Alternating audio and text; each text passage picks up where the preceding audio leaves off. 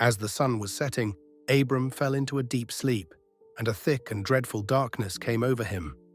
Genesis 15:12. This verse comes at a pivotal moment in Abraham's journey with God. The Lord had just reaffirmed his covenant promises to Abraham, countless descendants, and the gift of the promised land. Yet immediately following this incredible vision, Abraham experiences what the text describes as a thick and dreadful darkness.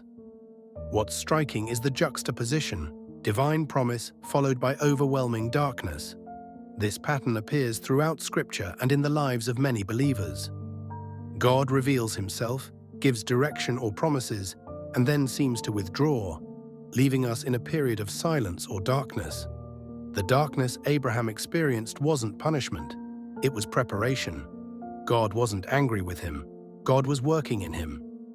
This darkness came from excess of light, as when our eyes need time to adjust after looking at something brilliantly bright. Abraham had just encountered the living God, and this darkness was a sacred space where that encounter could be processed and integrated into his life. In the verses that follow, God continues to speak to Abraham, revealing both the struggles his descendants would face and the ultimate fulfillment of the promise. The darkness didn't signal abandonment. It was actually the setting for deeper revelation.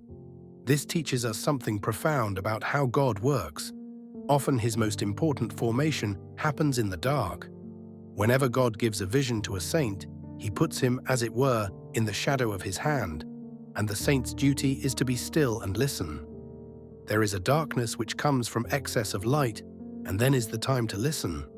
This profound insight challenges how many of us respond when darkness follows divine revelation.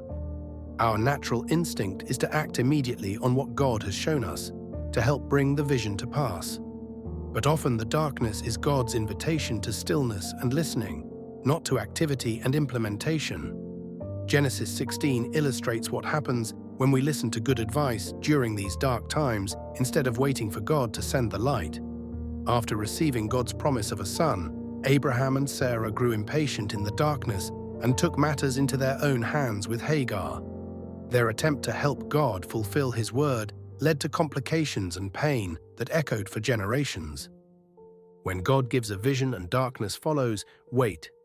God will make you in accordance with the vision he has given if you will wait for his time. Abraham went through 13 years of silence after the birth of Ishmael, but those years weren't wasted, they were transformative.